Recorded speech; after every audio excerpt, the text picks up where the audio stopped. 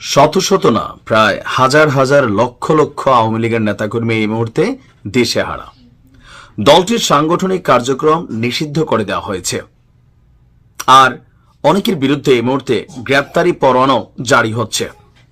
বিভিন্ন রাজনৈতিক দলগুলো, বিশেষ করে ছোট ছোট যে দলগুলো, এমনকি নতুন যারা যে দলগুলো হয়েছেন আওয়ামী লীগের বিরোধিতা প্লাস আওয়ামী লীগ নেতাকর্মীদেরকে শাস্তির আওতায় আনতে নানান ধরনের প্ল্যান, পরিকল্পনা, আইনকে ব্যবহার অথবা মব জাস্টিস থেকে শুরু করে অনেক কিছুই কিন্তু আমরা দেখছি।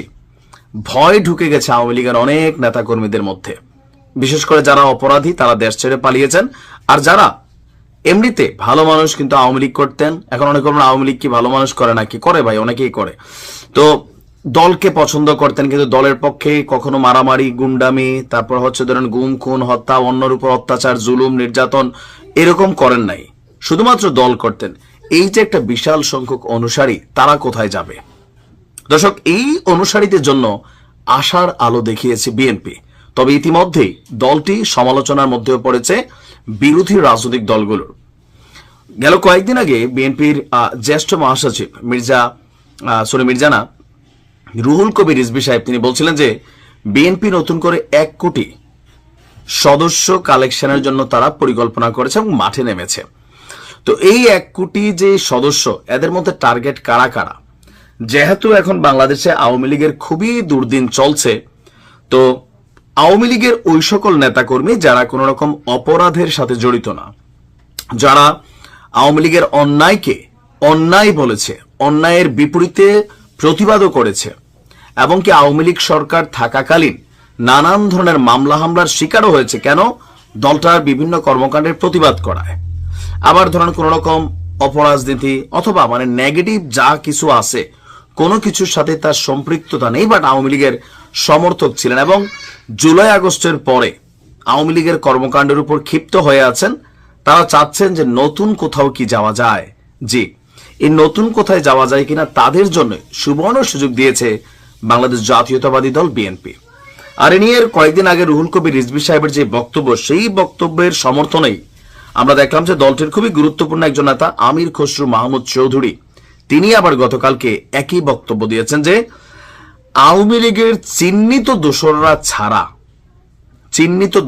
ছাড়া বিএনপির সদস্য হতে পারবে ওই রকম কর্মীরা কারা, যারা বিএনপির কার্যক্রমে বাধা দেয়নি, হয়রানি করেনি, কিংবা পরোক্ষভাবে সহযোগিতা করছে। হতে পারে একটা ভিডিও বানায়া, হতে পারে নীরব থাইকা, হতে পারে একটা গোপনে তথ্য দিয়া, তারা চাইলে বিএনপির সদস্য হতে পারবে। আপনার গতকাল চট্টগ্রামের কাজীর দেউড়িতে বিভাগীয় পর্যায়ে সদস্য ফরম বিতরণ এবং নবায়ন কার্যক্রমে প্রধান অতিথি হিসেবে তিনি বলছেন দেশের বৃহত্তর অংশকে বিএনপির সদস্য করতে হবে, তবে সমাজের অগ্রহণযোগ্য ব্যক্তি, চাঁদাবাজ, দুর্নীতিবাজ এদেরকে এই সদস্যের বাহিরে রাখার চেষ্টা করতে হবে। তিনি বলেন যে গত 15 বছর বিএনপির নেতাকর্মীরা মিথ্যা মামলার শিকার হয়েছে, পালিয়ে বেরিয়েছে, বড় দল হিসেবে বিএনপি সাংগঠনিক কার্যক্রম চালাতে পারেনি, এজন্য দলের সাংগঠনিক কার্যক্রমকে শক্তিশালী করতে হবে। এটাকে অনেকে আবার সাধুবাদ জানিয়েছেন যে এই মুহূর্তে দীর্ঘদিন যাবৎ ট্রমাটাইজড একটা দল হচ্ছে বিএনপি। ট্রমাটাইজড আমরা কেন বলছি? যে ধরেন মাঠের রাজনীতিতে নিজেদের কোনো অধিকার আদায় করার জন্য মাঠে যে চাপ তৈরি করা দরকার, অথবা যে কোনো একটা অধিকারের জন্য বা নির্বাচন ইস্যুতেও সরকারকে যে চাপটা বিএনপি দেওয়ার কথা বা মানুষ ভাবতো, সেটা কিন্তু বিএনপি পারে নাই, মুখ থুবড়ায় পড়তেছে বারবার। কিন্তু এনসিপি এটা সরকারি দলই, সবাই বলে, আর কার্যক্রমে আমাদেরও এটাই মনে হয়।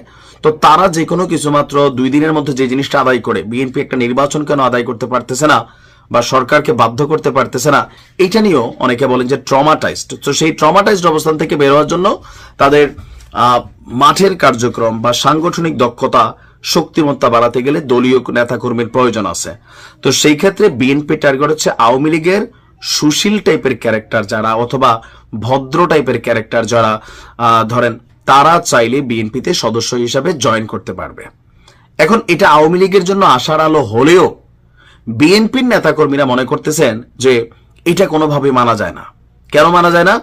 কারণ দলের দুর্দিনে থাকা ত্যাগী নেতাকর্মীরা অনেক জায়গায় মূল্যায়ন পাবে না, অনেক জায়গাতে তারা হয়তো কমিটিতে স্থান পাবে না। আওয়ামী লীগের এই ভদ্রলোকরা ঢুকলে তারা হয়তো অনেক জায়গায় এখানে কমিটি টমিটিতে ঢুকা যাবে, এমনকি অনেক জায়গায় এরকম হচ্ছেও নাকি। তো সেইটারও একটা মিশ্র প্রতিক্রিয়া আছে। আবার অনেকে মনে করছেন যে না, বিএনপির উচিত আওয়ামী লীগের এই যে যারা ভদ্র ক্যারেক্টার অথবা ধরেন ভালো মানুষ ছিল তাদেরকে তাদের দলের মধ্যে নেওয়া, কারণ বিএনপি মিশ্র, বিএনপিতে এরকম আছে, বাংলাদেশ আওয়ামী লীগও আছে, এখন আবার এনসিপিতে যারা ঢুকছে তাদের মধ্যে অনেকে হয়তো এরকম ব্যাকগ্রাউন্ডে ক্যারেক্টার কোনো না কোনো দলের থাকবে। তো সকল কিছু মিলিয়ে রাজনীতি। বাট আপনি বিষয়টাকে কিভাবে দেখছেন, সময় বলে দিবে।